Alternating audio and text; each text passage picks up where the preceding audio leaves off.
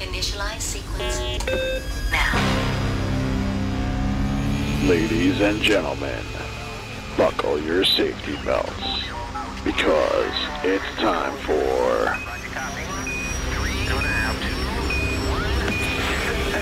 the Radio Freaks. Oh, Lordy Lord, he's desperate. Do what he say. Do what he say. You gotta do some more show prep, motherfucker. Are you about to call me an asshole? We're going to hell in a handbasket. As of this very moment, I am still a virgin. Virgin. Russian roulette is bareback sex with 6 chicks and one of them has AIDS. We're a bad influence. We do like to speak about vagina whenever possible. Yes, we do. God bless this medium. He said, I can smell your cunt. No, I found my dad's Playboy stash, probably around 8 or 9 years old. Ooh, Hustler magazine. I finally get to see what a vagina looks. Oh God! Oh my God!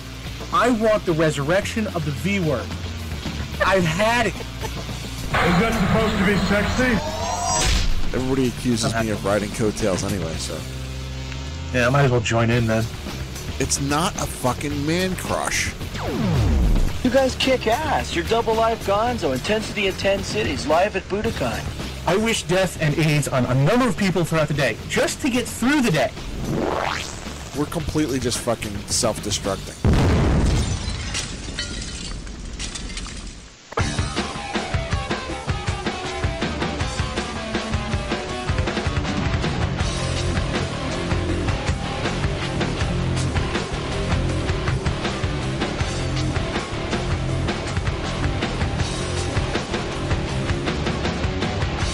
Welcome to the Radio Freaks, RadioFreaks.tv.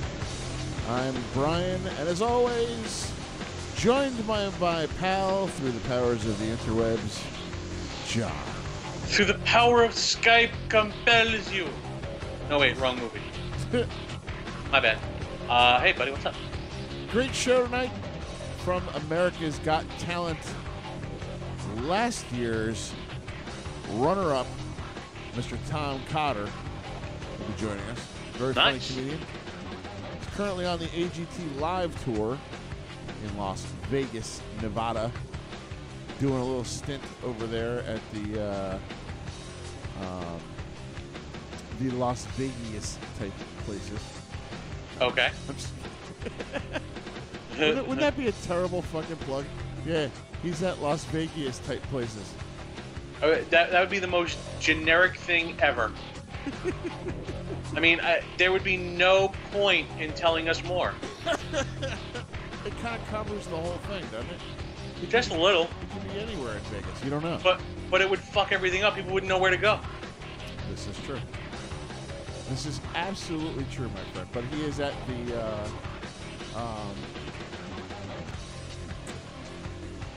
Oh, I thought I had the. I'm almost certain I had the name of the show. Uh-oh. The name of the place that he's actually at. I promise I will have it by the time he gets on the show. Okay. How all of a sudden I didn't have that information when I've been looking at it all day? I don't know. Anyhow, on the second half of the show, because why should we believe this? He's at the Venetian. I don't know why I didn't fucking think of that. Oh, there you go. Venetian in Las Vegas. On the second half of the program, the very sexy adult film star Danica Dylan will be joining us. Nice. She's nominated for a Fanny Award.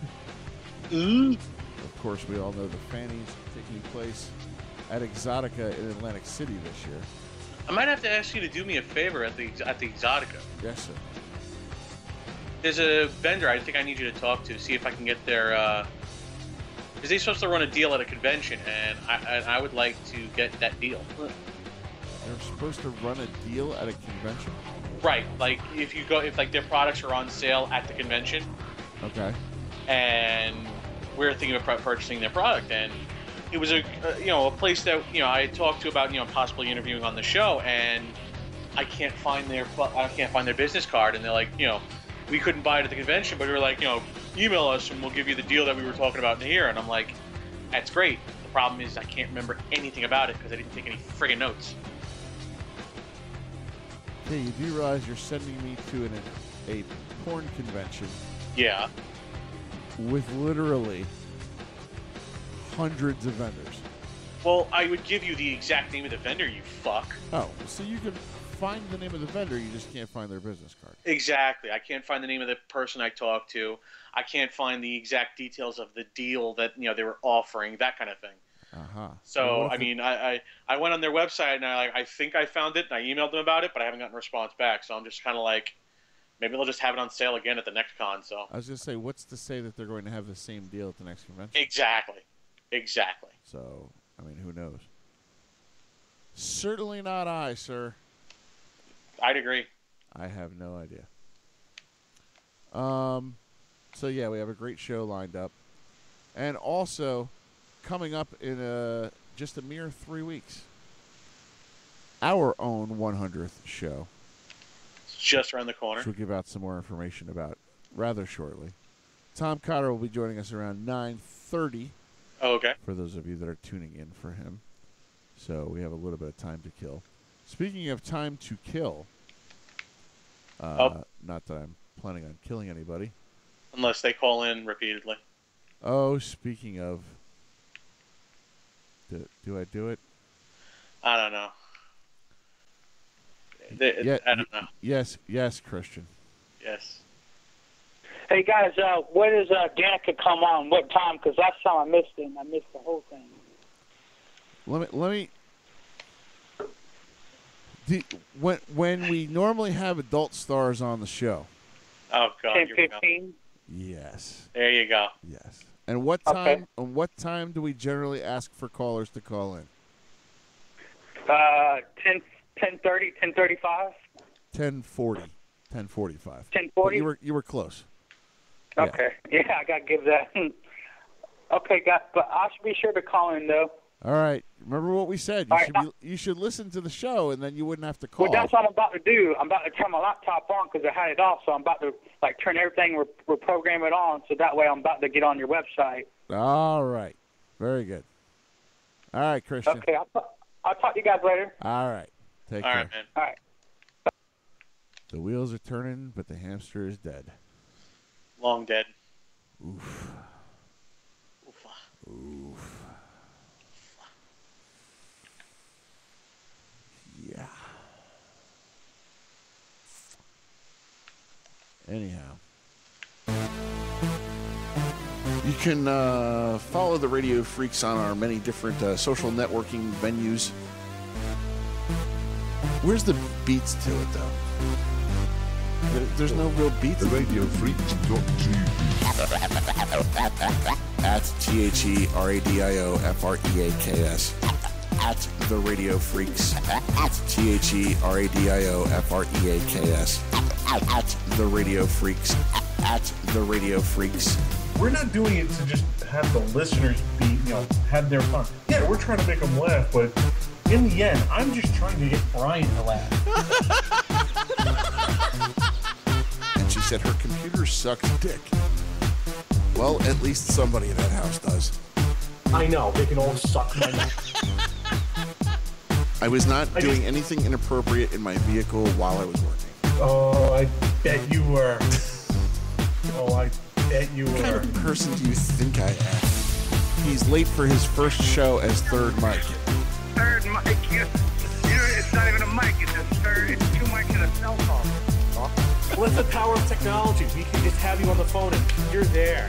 Brian, John. Were you hoping Patrick Swayze would come back from the dead and hold you up over his head in the lake? No, I was going to drown his ass in the lake. I've just been told to die in a fire. That means I've done my job well. At TheRadiofreaks. To follow the Radio Freaks on the social networking, you can like us on Facebook, facebook.com/The Radio Freaks. You can follow us on Twitter, twitter.com/The Radio Freaks. Twitter.com/NoFate301 is John. And twitter.com/woodfloorliquor is me. Also, you can catch replays of the show at radiofreaks.tv, usually about an hour after the show is over. and they replay all week long until we turn the interwebs back on and start all over again each Wednesday night at 9 o'clock. Yep. Or you can catch replays of the show at youtube.com/user/the-radio-freaks. So, I had an interesting week. How was yours? Well, I don't know, man. I think you better go first. Oh, God. I would love to be like me. I had something interesting, but no, I don't. Not compared to you. I was going to say, I don't know which more I'm cringing about. The way you just did that or the story I'm about to tell. So, Friday, the wife and I got the oil change done on my truck and got it re-inspected. Now, we took it to a national type establishment to get the work done.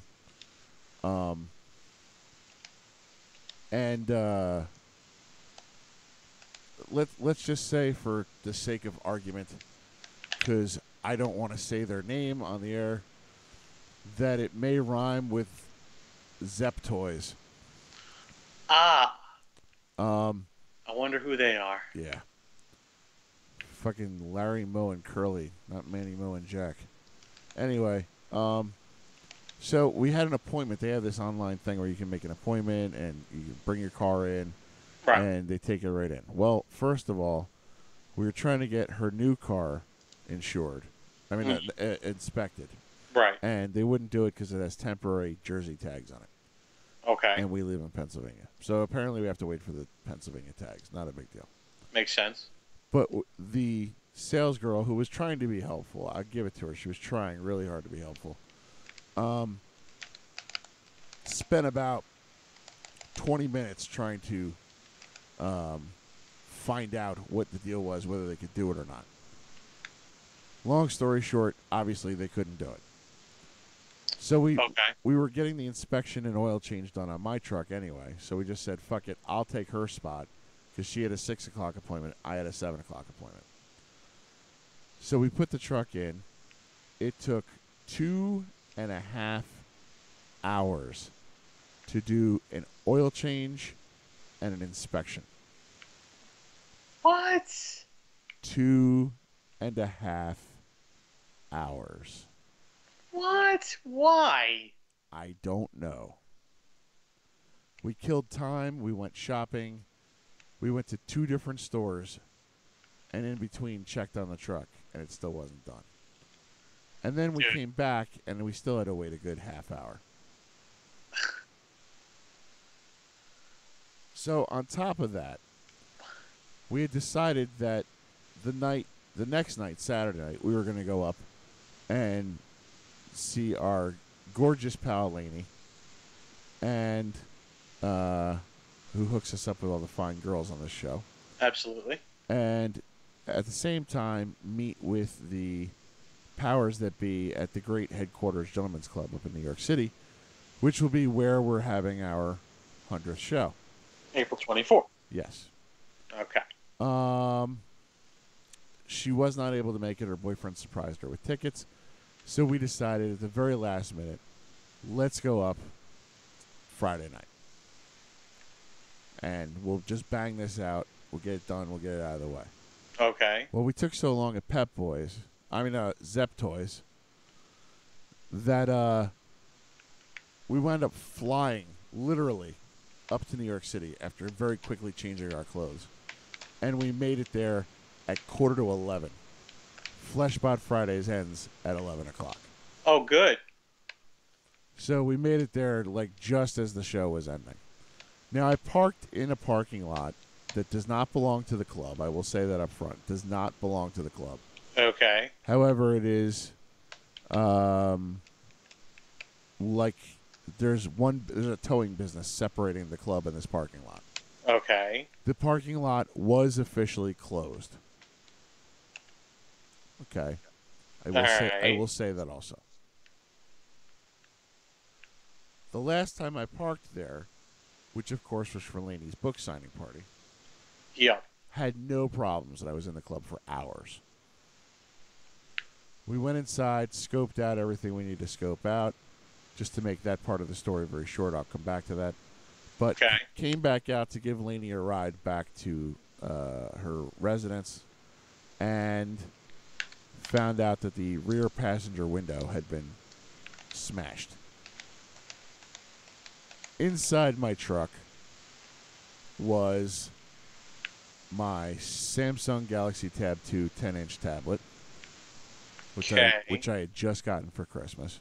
Okay. So if we're tallying up, $400 value. Lovely. A digital camera that I've had in my possession since our honeymoon. So it's a 5-year-old camera. I get that. That probably, we paid about $500 for it at the time. So depreciation being what it is, maybe $250, $300. So now the count's at $700.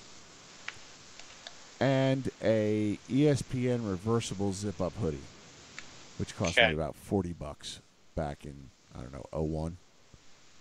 So that's, you can't really even put a price on that. Right. Then I come to find out, after filing a police report with the NYPD, who I will say, I was told by people in the area that the NYPD was going to take their sweet-ass time coming out there. And kudos to my boys in blue. They were there in 20 minutes flat. Wow. Yeah, I mean, really fucking impressive that they were, got out there so quickly. And thank you to those guys for doing a fine job that they did and being so quick. Took the police report and drove home from New York City to Philadelphia with a plastic bag over the window. Jesus. That was fucking noisy as shit. I bet. Then come to find out the following day that my insurance, the Little Green Lizard Company, has $1,000 deductible on my collision insurance. Oh, goody. So obviously, again, if you've been keeping track, I didn't come anywhere near that. No. Plus the cost of replacing the window, which was about $260-something. So if you're keeping track, like $950, $960 is what we're totaled at. Oh, goody. $1,000 deductible, so I'm shit out of luck. Absolutely. So not only did I lose my Christmas present, a digital camera, and one of my favorite hoodies, but I had to replace my own window to the tune, not me, I mean I hired somebody, but right, to the tune of $968 total. Yay. So, very expensive trip to New York City. And I learned a very valuable lesson, which is not to park in that fucking lot. So, that was my week so far. Okay. I've just been working my ass off at the school. So, Friday night, however, this coming Friday night should prove to be much, much better. Now, on this show, we talk to a lot of comedians. We've talked to a lot of famous comedians, too. Yes. One person that certainly is way too fucking big for this show. And when I say comedy legend, I still feel as though I'm not giving this person their due. Right. For my birthday, which is not this week, but next week, my beautiful wife has obtained tickets in Wilkes-Barre, Pennsylvania at the Mohegan Sun Casino. To see, again, this word does not do him justice, the legendary Bill Cosby. Wow. Yeah. Like, we've been talking for a while, like how cool it would be to go see Bill Cosby. Absolutely. And I'm going to see him on Friday. Wow. Yeah. So I'm fucking stoked. And this is not the type of comedian, obviously, being the legendary status that he is, that's going to fucking do a meet and greet afterwards. No. So I'm sure I will not be getting to meet the great Bill Cosby. He's at an age where it's not I wouldn't say feasible. He probably wouldn't be awake for it. That's what I'm thinking. Like, I mean, some people are very spry in their old age. I don't know, how old is he at this point? Off the top of my head, I don't know. I mean, he's got to be up there, man. I mean, even when he was doing the Cosby Show, he was kind of old. I was kind of middle aged then. He is 75 years old. Holy shit! And still touring. Seriously, April 5th, which is Friday, he'll be in Wilkes-Barre. Saturday, April 6th, he'll be in New York. Sunday, April 7th, he'll be at the Keswick Theater in Glenside, which is in Pennsylvania. The day after that, June 8th, which is... I'm sorry, then he's not touring again until June. Okay. But I don't know why that's in there. It looks like the dates in here may be wrong. I don't know. It says June 8th, Bill Cosby, Easton, Pennsylvania. And then April 14th again. So he's got two more dates after that. Chattanooga, Tennessee on the 14th and Richmond, Virginia on the 19th. So, like, the man travels a lot. Damn. Still at 75 years old. But to be able to sit and listen to not only a legendary comedian, but somebody who has is extremely educated, number one. He's got a doctorate. And he speaks to culture. He's a cultural icon. And trying to shape the minds of African American youths today too. He is one of the most, iconic to begin with. I mean, his name is said often in the same sentence with Pryor, and we already know what kind of legend he is. Certainly. So it's not, of course, I can't even speak about him because he is so iconic. The only thing that I could even come close to even Ron and Fez over the last week before they went on vacation, right. They did a Rock the Boat.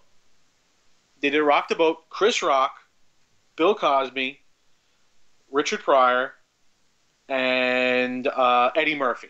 Right. And I was looking at those three, and I couldn't pick because there was just the difficulty of the choice was too much. Right. That's the kind of pantheon he's in league with. I think he stands a head above the rest. But off to my head, I don't think he's released any new special recently, has he? No, not that I'm aware of. Right. So I don't know what to really kind of take exactly, because it's not that he wouldn't deserve another one. It's just that I think some people have lost their awareness of him. Yeah, maybe. He's been too quiet in some cases, I think. He did write a book. I don't know if I guess he's doing a tour for the book. But it says, the name of the book is I Didn't Ask to Be Born, But I'm Glad I Was. Makes sense. So, I don't know, honestly, if we're going to a talk by Bill Cosby or if we're going to get stand-up from Bill Cosby, but just going. I'm excited to hear him talk, period. Oh, he's a guy that I could listen to for hours, whether it's stand-up or just to hear him philosophize about things going on today. Fucking put him on a stage, metal chair, stool with some water, and he would tear it up. That's it. A little old for a metal chair, but get the man a cushion. I'm just saying. You could just sit there and just be like, when I was young, We didn't have any of the. He would have one of the. He has probably one of the most interesting viewpoints on American culture than I think anyone else has. I mean, he was watching American culture through the eyes of an actor, a businessman, a national television provider employee. I mean, was he on NBC? I think it was. Yeah, Cosby Show was on NBC. Yeah. So he was watching from an NBC point of view as an employee. He was probably watching almost all the decisions that they were making in terms of cultural changes, in terms of technological changes, and he was kind of he was doing the drug special episode before the drug special episode was even being thought of. Right. He was doing the smoking episode since the Brady Bunch did it.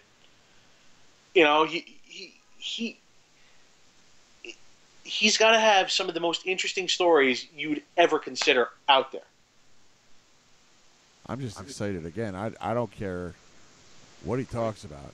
I'm just excited to go see him. How could you not be? Not only is he a comedy legend, but he's just a cultural icon. Absolutely. So, and there's very few people, whether it be in the comedy world or any other type of, like. You're right. There is a very, very few people. I mean, some people would try and say like, maybe well, I don't know about this, but I would say some people would probably say like Gene Simmons would be a cultural icon. Gene Simmons is Gene Simmons' biggest fan, though, too. That's true. That would probably be be one of the conditions for being a cultural icon. You can't be your own fan. Well, I mean, you can be your own fan, but just not to the extent Gene Simmons is. Holy shit. Gene Simmons can do no wrong. If Gene Simmons could bend over and kiss his own ass, he would. I'm willing to bet you he's tried. He probably has. He's probably done yoga for quite some time just to suck his own dick. He's Jewish. Never mind. I'm not even going to go there. That just means he wouldn't bump his nose in a glass. That means he'd break his nose walking into a glass door, even with a heart on. Yeah. Yeah.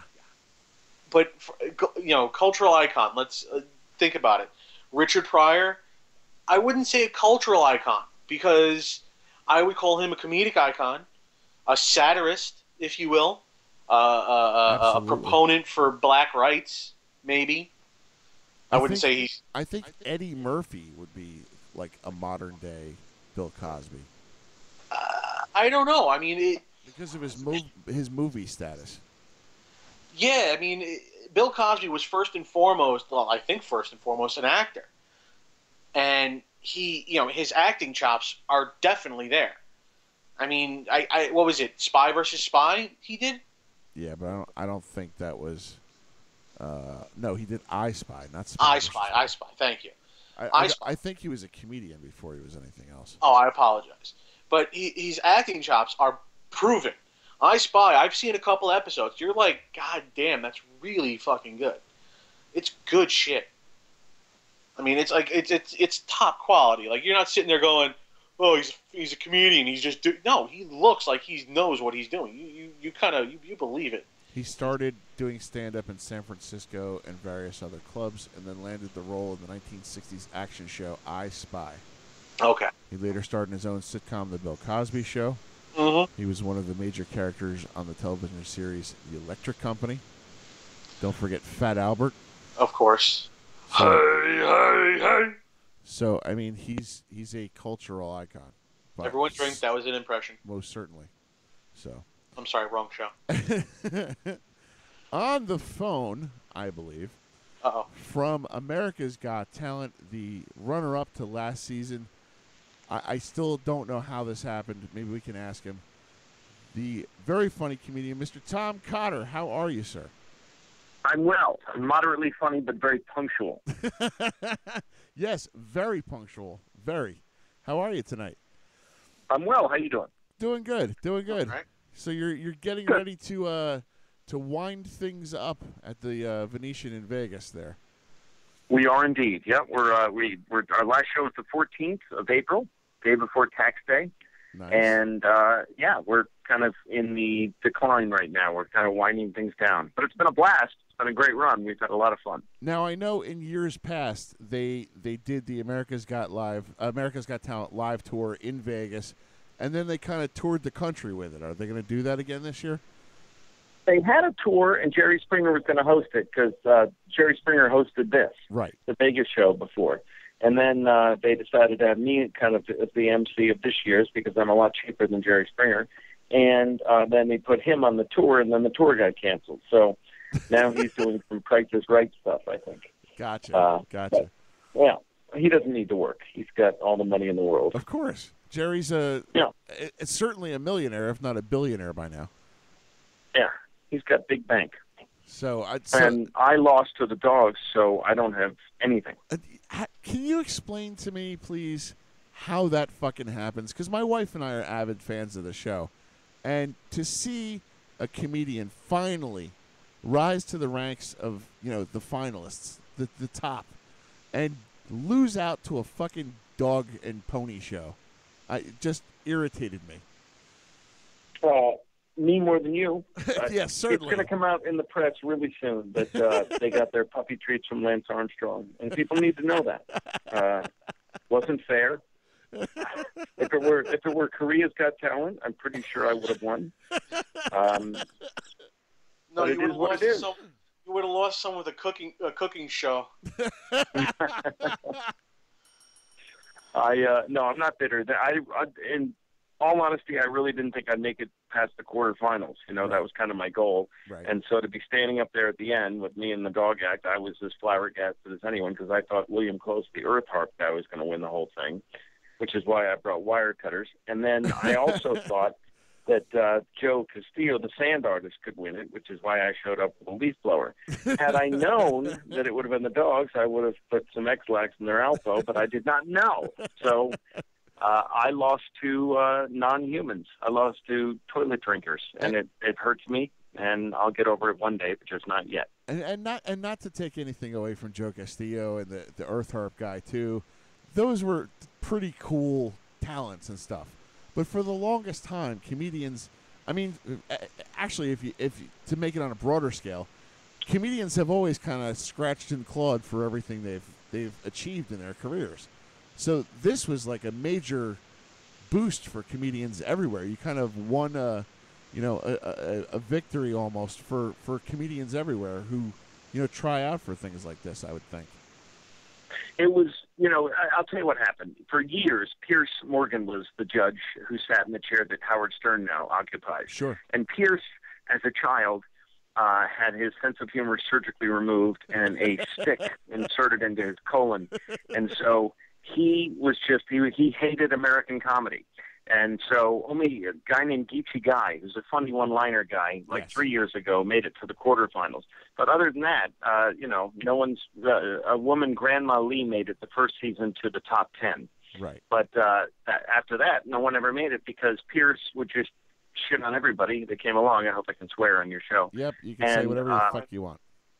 And so, Howie was kind of on board, and Sharon would go with anything that amused her. Right. But Pierce would always shoot them down, and you need all three judges. And when Howard Stern came aboard, now you basically had two comedians on the panel. Right. And so this year they're telling me the amount of comedians auditioning is tenfold what it used to be because two of us this past year made it to the semis. So it's mixed it up a little bit and made it a little different. But now there's four judges, so who knows what the hell's going to happen. Do you think that that is a wise thing for comedians to try and follow in your footsteps and raise that bar? Do you think? You know what? I think it's much more comic friendly now. It's a kind of a level playing field, whereas before it really wasn't. I think that's a factor. And also, no comedian is getting that kind of national network exposure unless you're on a show like that. Because Last Comic Standing went the way of the dinosaur. Sure. So there's really no national format kind of platform for us to perform on, and it's unfair to be on America's Got Talent because the ratings are gigantic, plus it's up against reruns of everything else. So right. It's almost unfair, and it's been gigantic for all of us, who are on the show career-wise. So it's of course I think they should. My wife is going to go out for it this year, so nice. That tells you. Yes, for those that don't know, Tom's wife, Carrie Louise is her name, right? Yes. Yes, is a comedian as well. So that's really kind of cool that she's going to be trying out for America's Got Talent. Does she, think she has what it takes to make it at least to where you made it? Well, she made it further than I did on Last Comic Standing, and don't think for a second that I don't hear about that every time we have an argument. But this format is 90 seconds, and my wife's style is more a la Bill Cosby, kind of a storyteller, a long storyteller, and the show's format is really, 90 seconds is tough to tell a story in. So it's better suited for guys like me who are kind of set-up punchline guys, one-liner kind of guys. Right. So she's got her work cut out for her, but, I think if anyone can do it, she can. It's funny that you mentioned Bill Cosby. We were just talking about Bill Cosby, too. So that was kind of an interesting choice of comedians to pick, because I'm going to see Bill Cosby Friday night up in Wilkes-Barre, Pennsylvania. And it's been something that we've, tossed around going to do. And it's very hard, it's one of those things where I don't care if he's up there to tell comedy or if he's up there to pontificate or whatever. Just to be in the presence of somebody like Bill Cosby and hear him talk is just... He's the Cos, buddy. You got to go see him if you can see him. I think it's great you're going to see him. Yeah, I mean, just to be in the presence of somebody like that is just amazing, I think.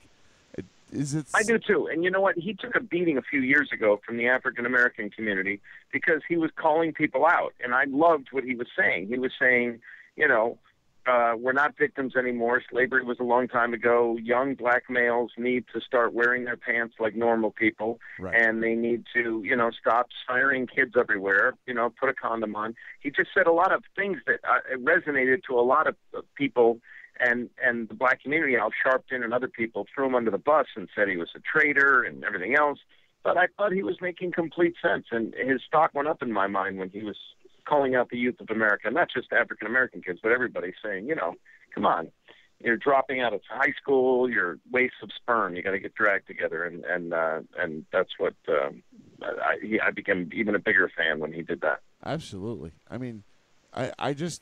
There's nobody in today's culture that really has that type of a voice that really sticks up and says what they believe in. Everything is so whitewashed and PC, and they have to follow a certain model so that they keep their reputation. And it's disappointing that more people don't come forward and speak their mind, especially when it's something of such a socioeconomic impact as what he's talking about. Yeah, and he's basically just speaking pragmatically. He's saying, look, I'm not a mathematician, but look at all these single moms that are out there with, 5 kids from different fathers. And oddly enough, many of them are growing up and committing crimes, and it's because they had no father figure in their life. And you guys are, you're siring all these kids and then running away. You got to be a man and stick around. He's just saying things that I think we all feel. But Al Sharpton and some of the other black leaders were like, how dare you? We're victims and everything. And he just said, no, we're not. Look at me. I went to Temple. I became a TV star. Guy makes $100,000 a night minimum. Yep, absolutely. When he performs, he makes. I think his contract is $95,000 plus $5,000 for jet fuel for his private plane, if he likes to sleep in his own bed at night. And he's been making that since the '80s. So he probably makes more than that. But sure. I mean, he's just God. He's a legend. He's the king. I love the cause. Is there a point where comedians like yourself say, all right, yeah, I think I could reach that level? Or is it something that, every comedian's like, only the few make it up there? Is it something that everybody aspires to do? Or is it something that, some people are just happy being headliners every night? Well, I think we all dream and aspire to that, but then reality checks in. And you go, well, I'll take a couple of headlining gigs and be happy that I'm working an hour a night. It's not a bad life. Right. So, sure. Of course, we'd all want to be megastars, but he was so groundbreaking, breaking into TV at such a young age and at a time where, racism was alive and well in this country. And he just won everybody over. And his show in the 80s was gigantic. The Cosby Show was, that was Right. That was huge. Yeah, absolutely. And another iconic show we were just talking about right before you came on the show, the Fat Albert Show was absolutely huge for him too. Now I love Fat Albert. I almost feel obligated to do that myself because John did it and you've done it now. But I think with my voice the way it is, it's not going to tolerate doing that.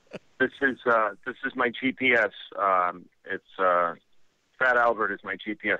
Hey, you went the wrong way. Come on. I don't know what else you want. That's comedy gold right there. Fucking brilliant. You are. I love that. I love those guys because one of them had a speech impediment, and he made fun of him, and it was hysterical. And the political correctness thing hadn't happened yet, so I used to just howl at that kid who couldn't talk. That kind of shit would never fly on television these days. No, not now because you'd be mocking someone, and it would be bullying. Right. The movie that they made it almost kind of, and there was a value to the episodes. I mean, they were trying to teach a lesson and things like that, but it almost seemed like they sterilized the movie that they made of the Fat Albert Show to a point where it almost barely resembled what was actually on TV back in the day. It's unbelievable what they sanitize. I can't watch movies on TV anymore because try watching Animal House on regular network television. It's ridiculous. They have chopped it up so dramatically that you've taken out 90% of the funny and just sucked all the humor out of the show. And then you put it up and you show it to someone and they're like, it's not that funny. Of course it's not. They took out every single funny scene for political correctness, or for standards and practices. It's annoying. Another classic example of that, if you're going to go dramas, is Snakes on a Plane.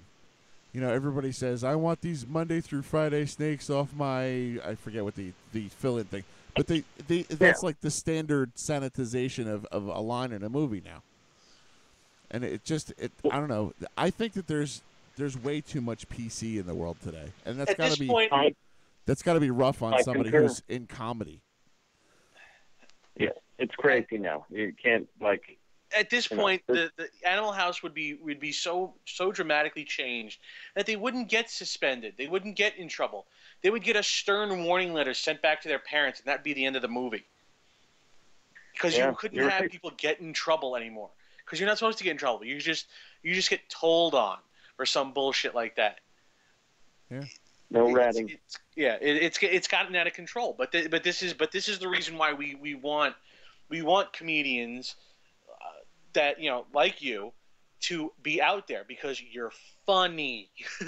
Well, and Tom too has an act that kind of dances the line, if you will. And correct me if I'm wrong, Tom, but it kind of dances the line between family friendly and strong innuendo. You don't flat out come out, and you're not really a dirty comic. You don't come out and tell dick and fart jokes, but you dance that line where the innuendo is there.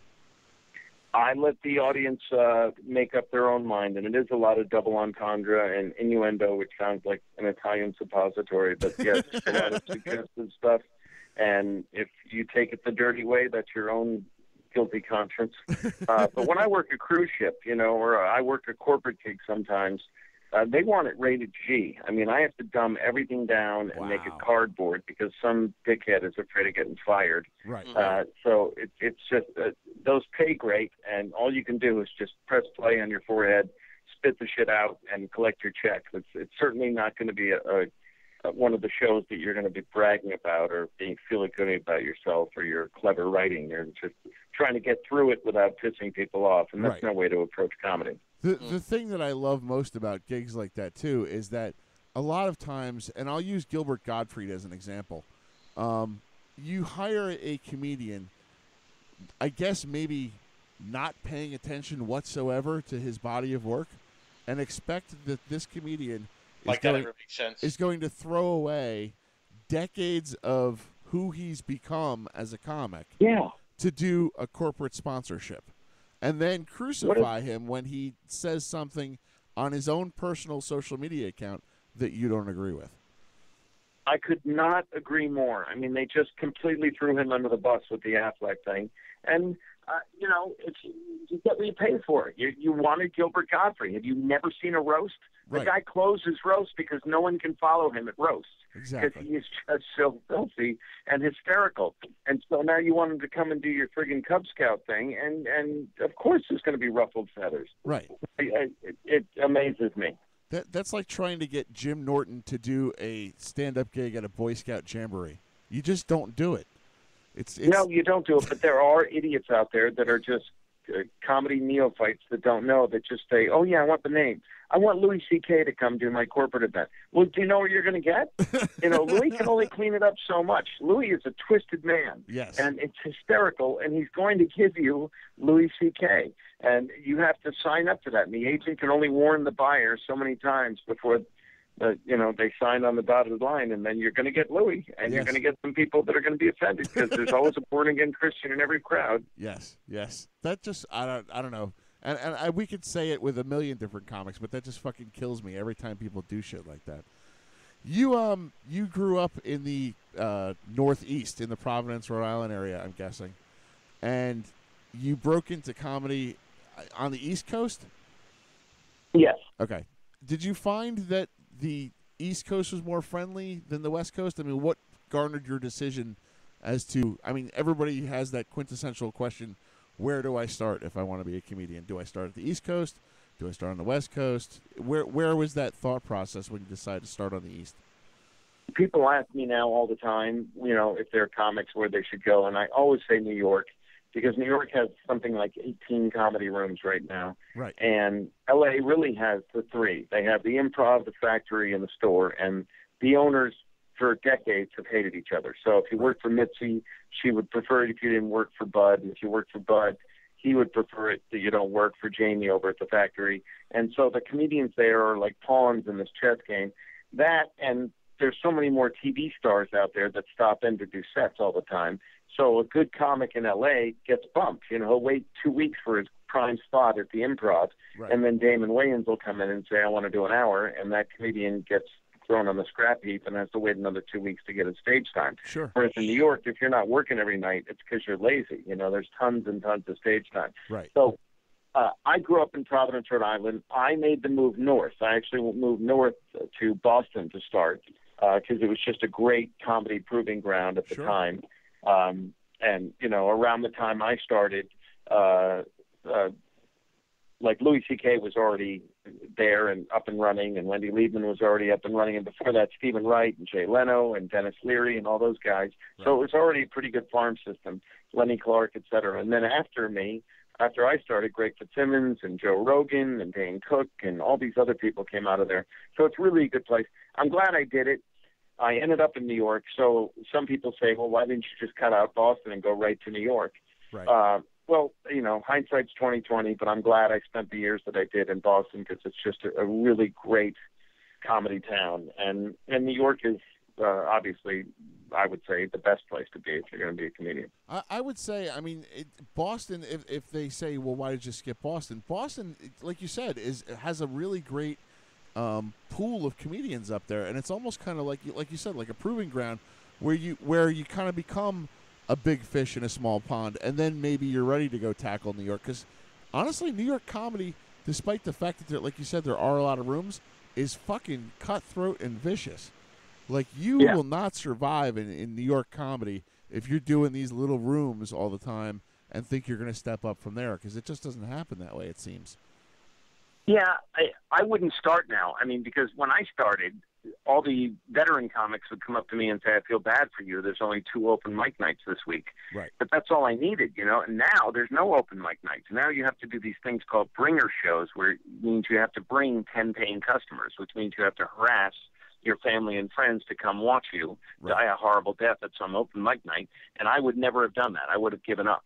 So I commend the guys that are doing it now, but I certainly wouldn't have done that.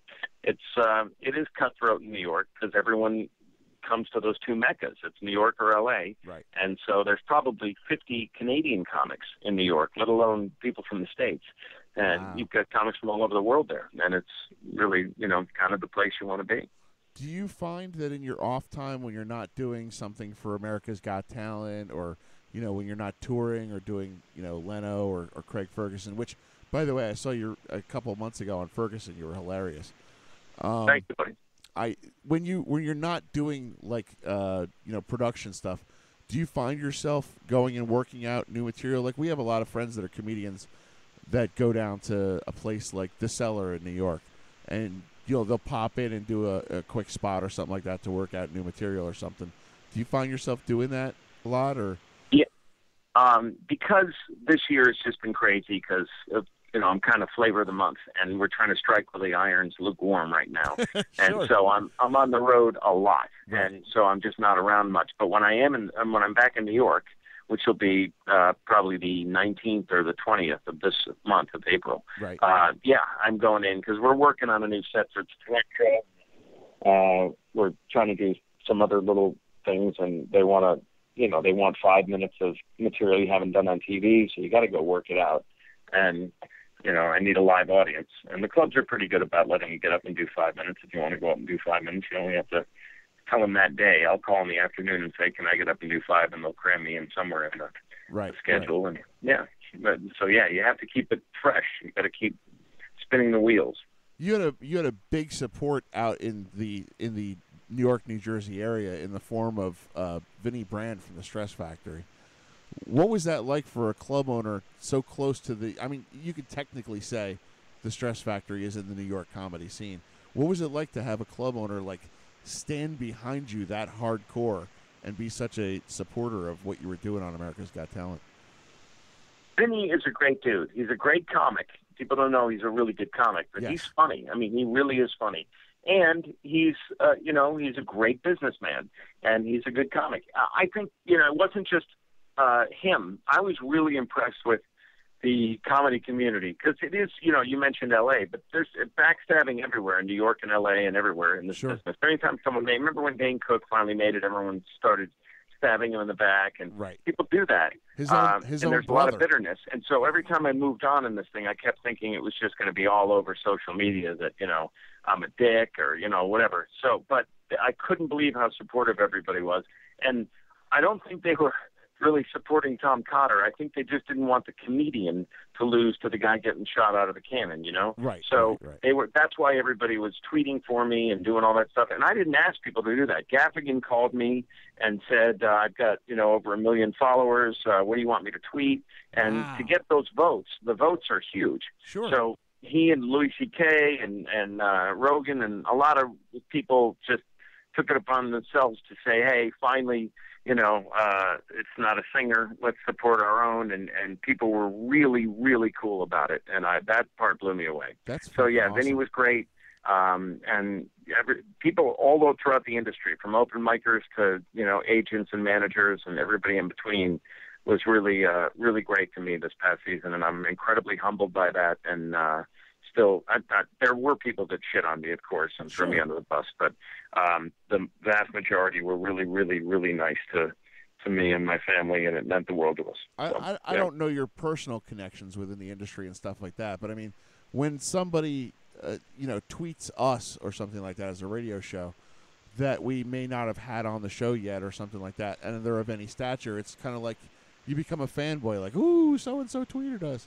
But when those people that you named, like a Louis C.K. or a Jim Gaffigan or a Dane Cook, come to you and say, hey, we want to support one of our own. What do you want us to say on Twitter to gain support for you for this show?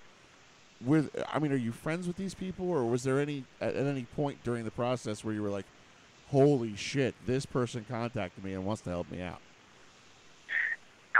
I was more the latter because, Gaffigan and I have been acquaintances. You see these guys in the comedy clubs. Right. You may sit down and have a shawarma next to them at the Cellar or something. Right. So, but we never really hung out.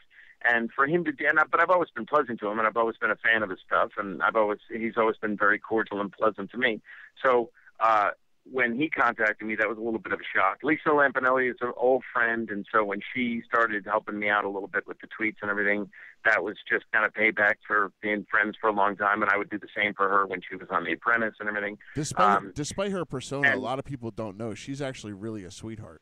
Oh, she She's a doll. She's an absolute doll. And she blew up. I mean, she just became so big almost overnight that, she didn't forget where she came from. And it's just always been good to the rest of us when she's selling out Carnegie Hall. Right.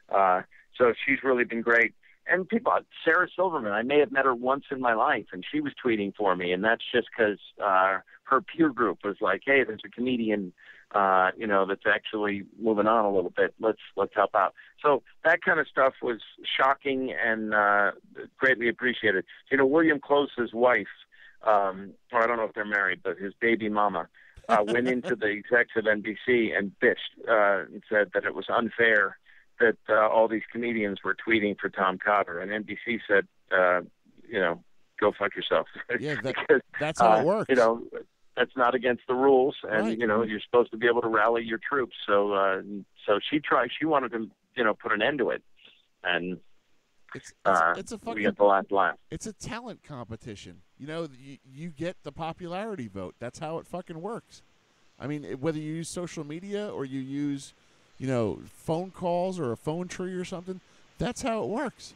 I don't understand why Stan won the first season of Last Comic Standing. He motivated his people, and they voted.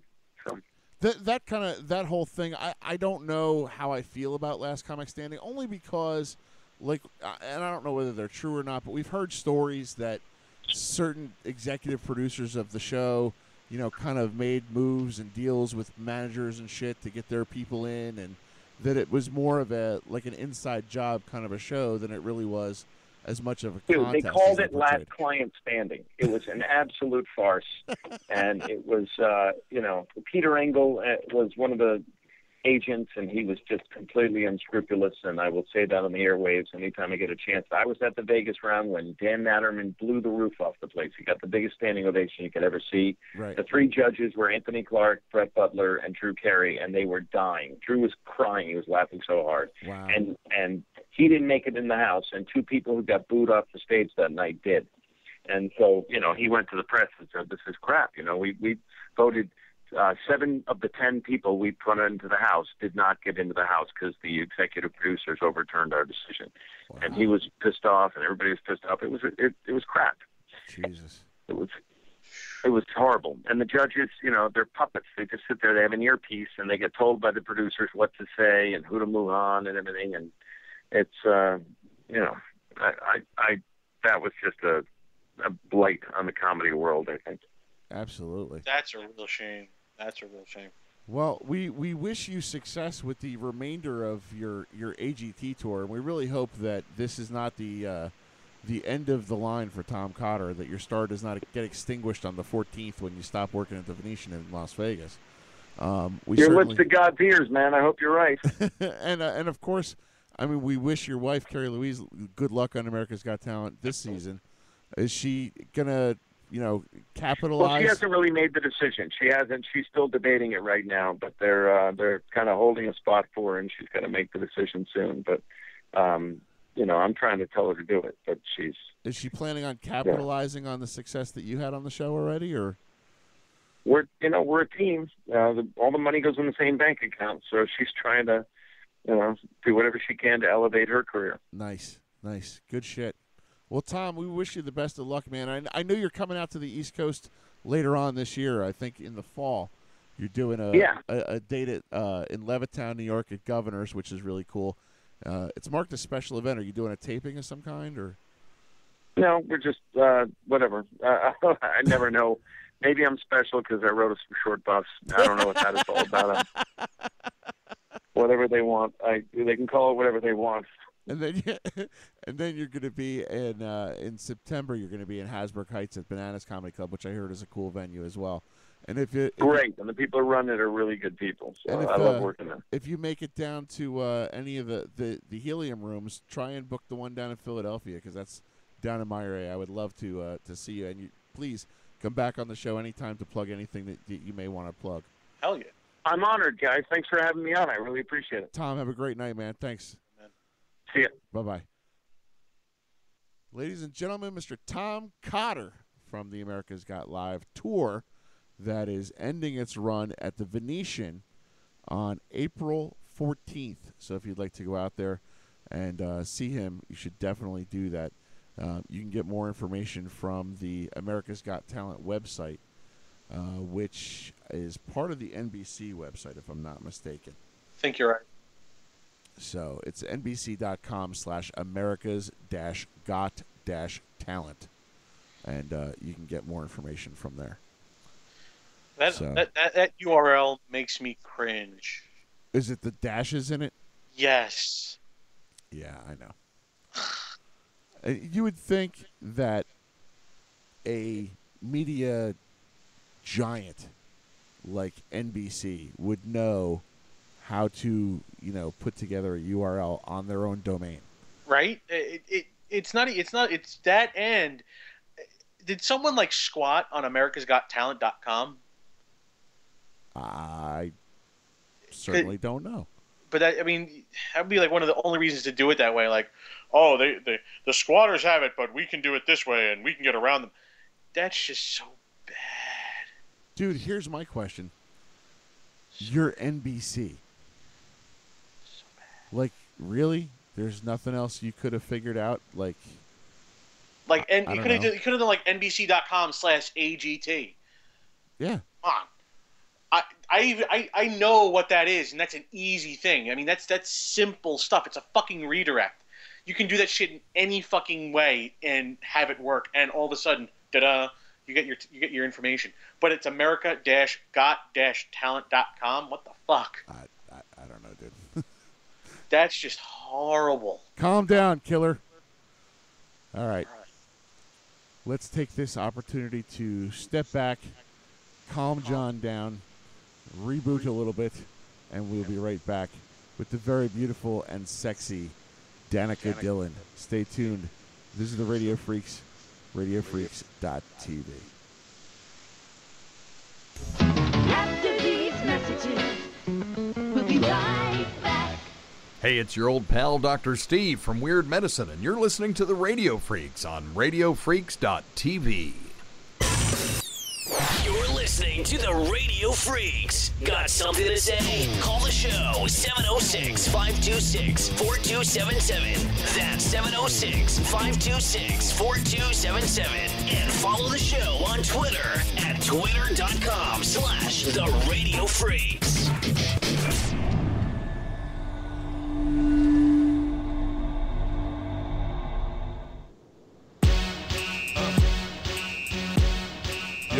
Yo, damn son. I was here to talk to you about Bro Flowers. Yeah, that's right, broflowers.com. If you needs to get Valentine's Day flowers for your mama, your baby mama, your shorty, or your secretary, broflowers.com is the place to go. Shit, we get you the freshest flowers money can buy. We use our assorted network of growers such as hospitals, churches, cemeteries, nursing homes, and those fucking gas stations where you could buy a rose for $1 and shit. We use all them to cut out the middleman and give you the best prices in town, son. Shit, we ain't kidding around. And yo, if you act today and enter in code word Obama when you place your order, you gonna get a free, that's right, a free vase courtesy of Maxwell House, son. Yeah, shit. Broflowers.com, when you got to get the best flowers for Valentine's Day.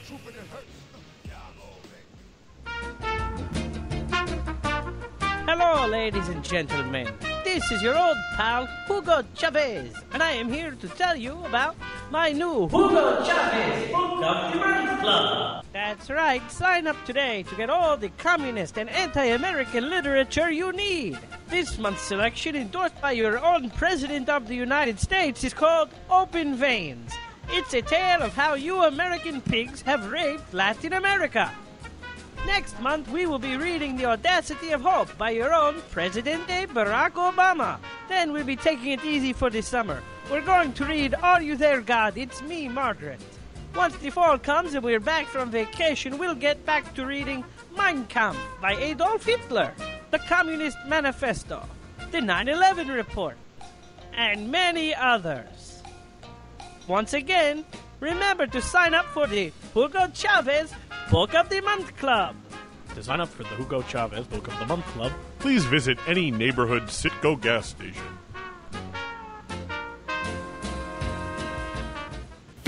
When my mom is a my daddy goes to asleymedicine.com. There he can lots of other women. When I grow up, I'm going to be an Ashley Madison man because my daddy's raising me without any moral compass whatsoever. Ashley Madison, find your lovers here. Why exactly are we singing this? Daddy, what's a road history? Hey, this is Adam Ferraro. This is Jenna Rose. The 2012 Penthouse Pet of the Year. Hey, this is Jim Norton. Hey, this is Voss. Hey, this is Jim Florentine. This is Bree Olson. This is Gilbert Godfrey. This is Arthur Marine from Mad TV and Chelsea Lately. Hey, it's your old pal, Dr. Steve from Weird Medicine, and you're listening to the Radio Freaks. The Radio Freaks. The Radio Freaks. The Radio Freaks. The Radio Freaks. The Radio Freaks. Radio Freaks. The Radio Freaks on RadioFreaks.tv. You little freak, you. Are you a woman who sometimes finds it difficult to afford expensive birth control? If so, you're probably suffering from sexually liberated uterine tendencies, a serious medical condition. Fortunately, now there's a treatment that can help. It's called legitimate rape. Legitimate rape activates the body's natural method for preventing pregnancy. This rape is completely legitimate. Let's shut this whole thing down. It was always so hard to remember to take a pill at the same time every day. But with legitimate rape, I prefer not to think about it at all. In clinical studies, legitimate rape did not prevent transmission of HIV or other STDs. Side effects of legitimate rape may include depression, nausea, insomnia, bruising, and accusations that you're just being hysterical. Legitimate rape isn't for everyone. To find out if it's right for you, ask your doctor. Ask your congressman. Under the legal definition of rape that Congressman Todd Akin, Paul Ryan, and 171 other Republicans co-sponsored last January, legitimate rape must be forcibly applied. In layman's terms, that means if you're just a 13-year-old who gets molested by your gym teacher, or college girl who just gets drugged and wakes up naked in an unfamiliar room, under the Akin-Ryan rape guidelines, your rape is not legitimate, and that means you could still get pregnant. Legitimate rape. It's like regular birth control, except as imagined by crazy people. Hey everybody, it's Jim Norton. What do I love about being on the Boneyard? I think I love the fact that I work for Ozzy Osbourne. Like, you know how bad you have to fuck up for Ozzy Osbourne to fire you? Because I love Ozzy, I love the music, I love the family, but I love job security. What the fuck am I gonna do that's gonna make Ozzy go, get rid of him, he's too weird? Jim Norton, obsessed on Ozzy's Boneyard. Weeknights at 10 Eastern, 7 Pacific. Sirius XM Channel 38. Hey, do you live in a high-risk neighborhood? Do you worry about somebody breaking in and taking all your stuff for going through your unmentionables? You not? Hey, Joey, we got a job for you. Back to the questions. Aren't you afraid of losing all your valuables? Well, here at Joey, Louie, Vinny, and Gino Security, we'll give you a grade A protection. What? What do you mean we don't use the word protection no more? All right, I got it. Grade A security. See, what we do is we send out the Joeys to your home, and they sit there with you all night and day, even if you ain't there, and watch your stuff. And if anyone breaks in, we'll just break their kneecaps is all. What? We can't say that either? All right, if anybody breaks in, we'll just think about it. Hey, shovels are cheap anyway. Anyway, just call us, the Joeys. We're not in your local phone book. Just visit the nearest hospital and ask the guys with no kneecaps. See you later. Hey, Vinny, go by. Let's go get some pasta.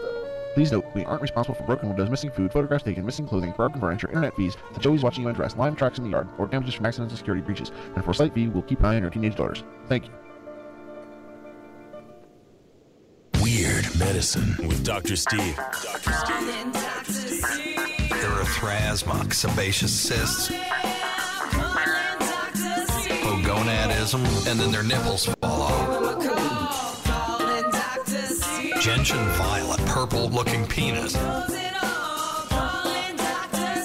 Weird Medicine. The first and still only uncensored medical show in the history of radio. Saturdays at 10 p.m. Eastern on the Opie and Anthony channel. Fluid.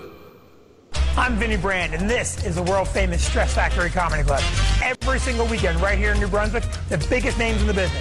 Get some great food and a cold beer, and you'll see the best stand-up comics the country has to offer. Log on to StressFactory.com to buy your tickets and check out all the best show information. Or call us at 732-545-4242. The Stress Factory.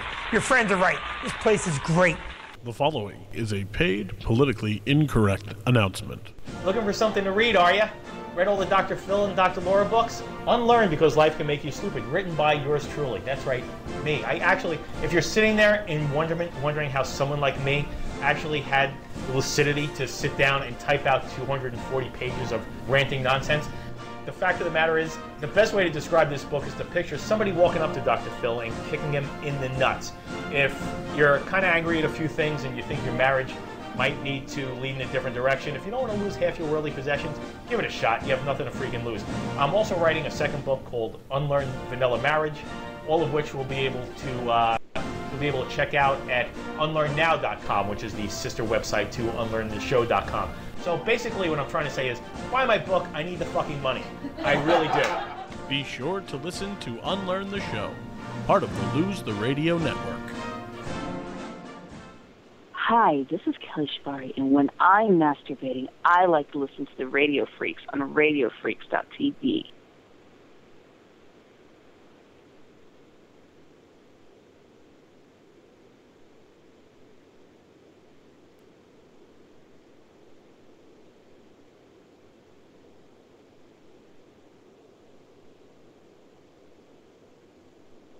And now back to the Radio Freak. Brian is a big fat and the other guy is a dumb who doesn't ever say anything interesting. Ugh. You're getting me in so much trouble.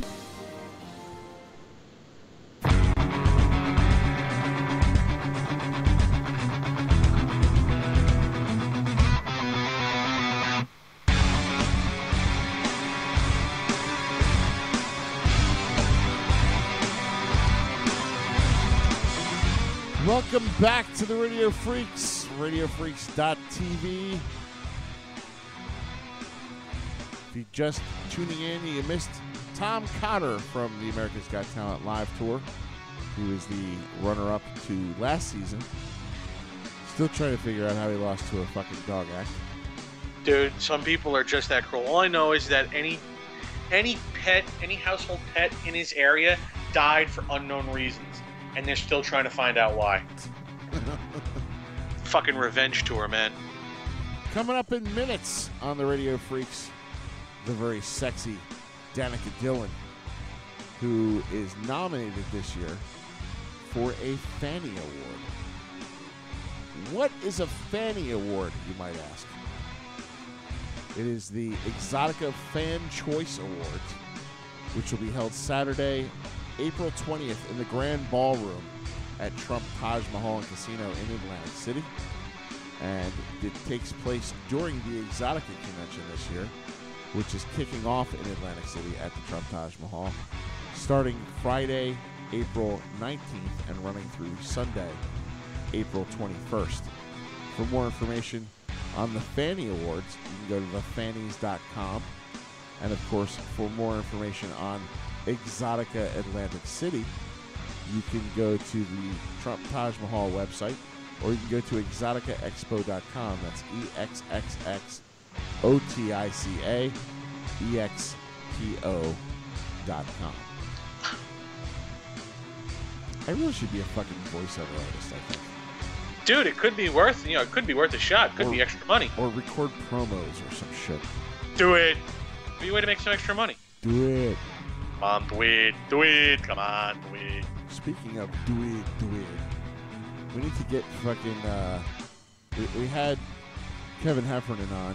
Steve Lemmy bailed on us because he was, for good reason, I'm not bashing him. No, he was having massive amounts of tattoos applied to him for a new web project that they're doing. He was immobilized. But we need to work on getting Steve Lemmy on the show, which of course I'm sure we'll be able to do very, very soon. So anyway. Hello. Hi. At this time, I was just about to introduce her, but she's very eager to get on the air, I think. I'm so sorry. The very sexy Danica Dylan, who is up for a Fanny Award at the Exotica Convention this year at the Trump Taj Mahal in Atlantic City. How are you, Danica? I'm good. How are you doing? No, that doggy. We are great. Were you talking to us or the dog? Yeah, right. There's a few of us that have been called dogs too. So. Yeah. No, I'm doing right now. I'm in the middle of like a personal photo shoot. Oh. On location, they have the world's cutest little beagle, but she bites. Aw, that's nice though. You do? I mean, Yes. are you? I'm guessing you're not. You're not doing an adult photo shoot. You're just doing a regular photo shoot. Well, there are naked pictures in there. They're going to be for my website. Ah, very, very cool. Yes, I heard that's I heard that's in production and will be coming forth shortly. Yes, it should be shortly. I can't give an exact date. I've been having some issues with submastered Gotcha. issues. You know, it's funny that you say that because it surprises me how often like you guys actually go through issues like that, and especially when a lot of you guys are running stuff like that yourselves. I mean, it seems to happen a lot. You know, we put a lot of trust in people that we shouldn't, I guess. Well, at least I do. I have a little too much faith in humanity. It always seems to let me down as well, believe me. But the new website is going to be just simply danicadillon.com, and so keep your eyes peeled for when that's going to open up. Our good friend Jenna Rose, who was the 2012 Penthouse Pet of the Year, said when she was merely a pet of the month that her website was going to be coming up, and now she was elected, Penthouse Pet of the Year and has finished her reign as Pet of the Year, and her website's still not up. So hopefully it will not take you quite as... Not enough content, but it should be up. Yeah. It's up for roughly like 2 months. $1 million. Sorry. Had it up for like 2 months, and I don't know if you're in a bad signal area, but your phone's like going in and out. I can't understand what you're saying.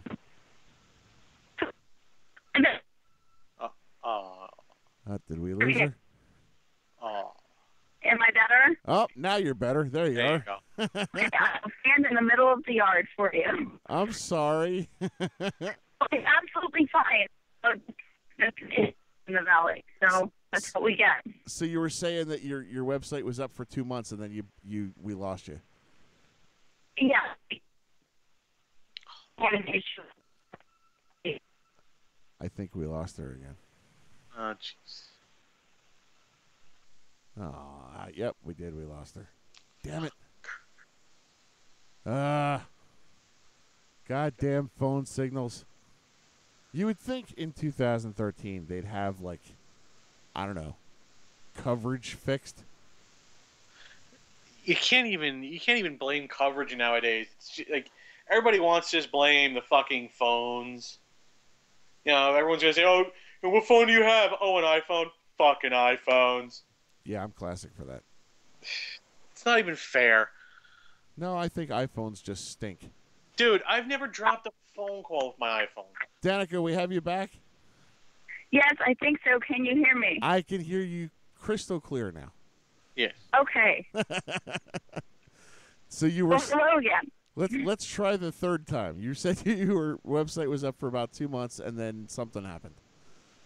I took it down. I actually had a family member running it for me, and he tried to gain all of my profits and was telling me I wasn't getting any revenue in. Oh.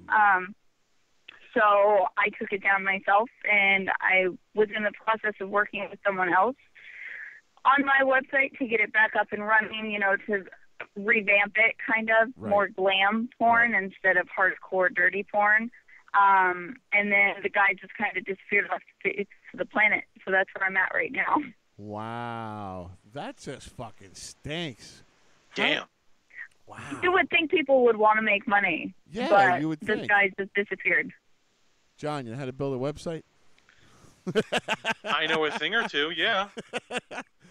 So in our private lives, I don't know if I would be able to help you. I barely know how to build a website, but John's an IT guy.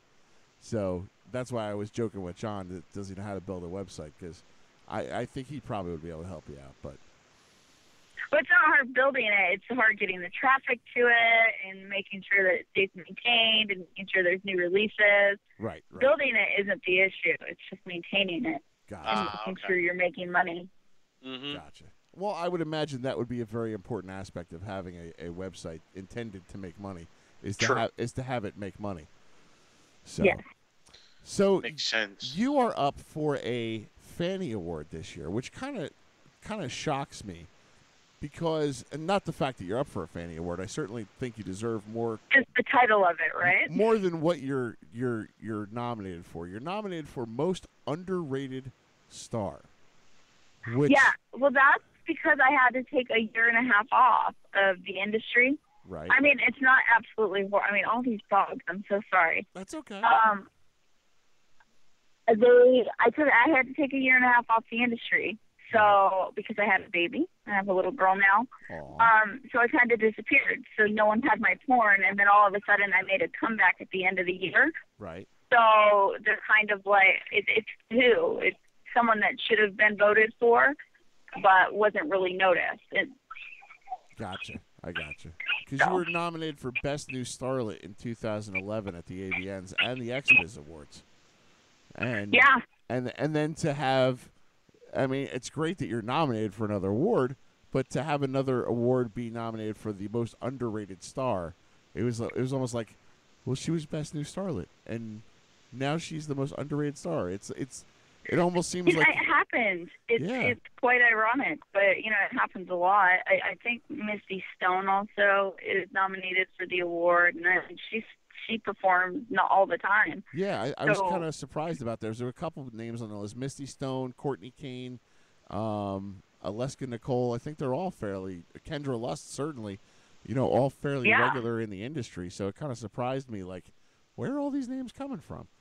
That's basically, I'm going to say that the Who is the most underrated star is kind of like the Shockers. Why weren't they nominated for one of the better scenes? Gotcha. Or one of the better, I guess, areas? Gotcha. Have you had a chance to look at the website with all the different categories and stuff like that? I normally just go on every day and vote for myself. Just click on it. Is that horrible? No, it's not horrible. I was just curious of the other categories, what you think you personally, if you had the opportunity, would nominate yourself for. Obviously, it can't be Best Newcomer. Obviously, Male Performer of the Year is also out. And BBW Performer of the Year and Transsexual Performer of the Year. So we can knock all of those right off the bat, unless you want to tell us something on live on the show. I mean, that's okay too. You're so funny. I don't know. Best anal scene, best blowjob, best gangbang. Those would probably fall into the best, or the categories I believe I should be nominated for. So what you're telling us is that you're a fun girl. A good egg. Yes, I sure am a ton of fun. A good egg, as we like to call them. That's correct, John. And you also technically would qualify as Ethnic Performer of the Year because you have a little Native American in you as well. Yes, I do. But what's funny is I don't have any Latina in me, but I shoot Latina porn. How does that work? Quite a bit. Wow. How does that work? Apparently Native Americans are considered Latinas in the adult industry. So that's crazy. Because, looking at you, I don't really see that. I don't see how you could possibly be doing Latina porn. Latina? Yeah. I believe it was, I don't know what company it was for, but it was 8th Street Latinas. And they're like, can you speak Spanish when I showed up on set? And I'm like, no, I'm a white girl. Like, I failed Spanish class. That's so horrible. Like, if you give me a script, I can read it. Like, you give me some phrases, I can say it. And they're like, you're not Latina? And they got so mad at me. And I was like, I've never once ever claimed that I was Hispanic. Like, I don't speak Spanish. Forgive me. Maybe that's my bad. Forgive me if I'm wrong, but I'm going to dig into my vast porn knowledge, and I'm going to, if I'm not mistaken, 8th Street Latinas, I think, is a Reality Kings holding. I think. It might be. It might have been the only time they shot me because they were upset that I couldn't say, "Oh, Poppy." Wow. Too well. No shit. Damn. I mean, it was a pretty awesome scene. It was in a jacuzzi. Nice. With Voodoo, the male performer. I mean, it was. They picked me up like on a street corner. It was a funny scene, actually. I would think that they would have been able to use you for several of their different holdings, but it just shocks me that they would choose 8th Street Latinas out of all the things that they do. That's what they chose me for. Wow, that's crazy. You know, I do shoot for ATK. I've shot with them for their ethnic sites because I'm Native American. Right.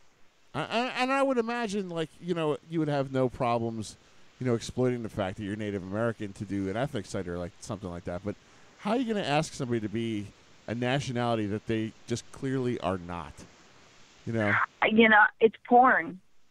I mean, they spray paint people blue nowadays for Avatar, and Smurfs. So I guess you can be whatever you want to be. They spray paint China green and tell her to play the She-Hulk. So I mean, I guess, but that's nuts. They airbrush the. They're doing a Wizard of Oz parody. Uh-huh. I don't know when it's getting released, and the Wicked Witch is green. Wow. There you I go. don't know. I don't know how they would not have made a Wizard of Oz porn by now. Oh, they just made it. That I know. I'm surprised it took so long for that to come to fruition. You would have thought that would have popped into somebody's head before now. You know what I mean? Oh, it has. The guy that's doing it, Will Ryder. He's wanted to do it for a long time, but people are lawsuit crazy out here, especially when it comes to someone like downing the name of their movie to do an adult film. Right. I mean, I would imagine. I mean, the parody porn seems to be a new genre that has shot to the top as far as popularity goes. And I would think that even though it's clearly a parody and that it's clearly marked as a parody, people still get really pissed off about that stuff. Yeah, they do. They don't like the negative. They don't want the dirty people of the world that watch porn watching their movies for some reason. But I don't think I know a single person in this world that's never jacked off to a porn or watched one for that matter. If a person hasn't, they're very, very boring. It's funny that you say it that way, Danica, because what immediately comes to my mind, and I'm not just specifically picking on Republicans, but a lot of these Republican congressmen and senators that are so hardcore against, pornography and gay marriage and things like that, and then you find out that they're caught with their pants down in an adult movie theater, or they're blowing some guy in a stall at a truck stop, and it's so very hypocritical. That's the world. I mean, you walk into a church, how many people swear? Right. How many people have stolen? How many people have had sex outside of their marriage? And that's U.S. Everybody's just a whole bunch of hypocrites. No offense, I love all of my fans. I'm not being mean, but that's who we are as people. Everyone lies, cheats, and steals. Everybody. Yes. As the great Eddie Guerrero once said. I'm sure you have no idea who Eddie Guerrero is. That's a little inside reference, I guess, for us. But he's a WWE wrestler who's passed away. And that was his kind of mantra, was lie, cheat, and steal. And ironically enough, he was a Mexican. So so we bring that Latin flavor right back to the show. What yes, nice tie-in. No habla español. Yes, nice tie-in. Very nice. You classify yourself as a sex symbol, which I certainly would agree with. But you say that you're too old to do young girl porn, but you're not quite a MILF. Where exactly? Yeah.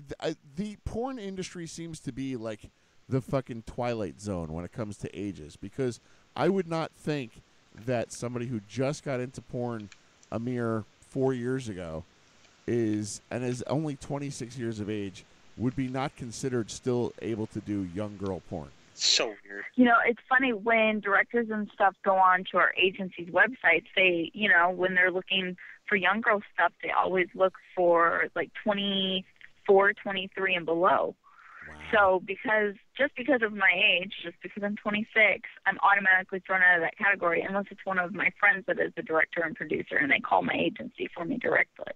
Right. So when I came back into the industry at a whole whopping 26 years old, everyone's like, whoa, you know, you can't do young girl stuff anymore. Actually, that's what Shy Love told me, that I was too old to do teeny bopper porn, which, okay, yeah, I had a baby. I've kind of, you know, filled out a little bit more, got bigger tits and more of an ass. You would think in the industry, not a bad thing. Not a bad thing, but it's also not a teeny thing. So, but I'm also not like 30 and above where they're like, oh, you could be a hot MILF, you know? Right. So I'm kind of in that like Twilight Zone where they're like, oh, you just shoot gonzo porn. That's nuts. You're just a pretty hot girl and you just have sex. Well, you certainly are a pretty hot girl. You know, when I was, we have a, I don't know if you visit our website yet, but on our website we broadcast on a service called Ustream, and because we don't have a visual aspect to the show as far as showing John or myself, we put up pictures of who we're talking to on the phone, and we put up pictures of you with a little key that says adult film star Danica Dylan. And we've got pictures, various different pictures that I was able to find on the internet. And while I was putting this together this afternoon, it dawned on me that you looked very, very familiar. And by that I mean, to me, you look very much like Anna Kendrick. And I don't know if you get that a lot. I look like who? Anna Kendrick. No. I don't think I've ever got that. No? Do you know who it is? No, I don't. She was in a movie recently called Pitch Perfect with, I'm trying to think of who. It was like a... Oh, is that hold on. The girl that does... the girl that was in Twilight? Ashley Green? No, Anna Kendrick. Now I'm going to have to IMDb her and see if she was in Twilight. Because if it's the girl that was in Pitch Perfect that was also in Twilight as like, I don't know, whatever her name is, Kristen Stewart's like friend in high school, the really annoying one. I have been compared to her before. If not, then no. She was in Twilight. In Breaking Dawn Part 2, Jessica Stanley was her character name. Yes. Yes. I believe. And actually, she was in Part 1, too. She played Jessica. Part 1, too. Yeah. So, yes, I have been compared to her. I just didn't know her name. Yeah, she is absolutely gorgeous as well. But that's, when I was putting your pictures together this afternoon, I'm like, God damn, she looks a lot like Anna Kendrick. Which, well, I thank you. I think, personally, is very fucking hot. But, I mean, you know. So, ergo, if I think you look like Anna Kendrick, clearly, I'm a big fan. Well, thank you. Maybe I'll send you a lovely little care package of my DVDs. Nice. Good stuff. There you go. Are you coming down to the Exotica convention this year? Or are you Actually, trying to make I'm plans, not. or? You know, I do have a nanny and stuff, so it is easy for me to travel, but I've been traveling so much since I got back in, like, the beginning of January. I think I've only been home, like, maybe 15 days. Wow. So I'm actually taking some time to spend with my kids and my family. Wow. What a horrible porn performer you are. No, I'm just kidding. Yeah, right? I know. Oh, I feel horrible. I'm such a family person, you know. I love my kids to death. They're my world. And my husband's a pretty good guy.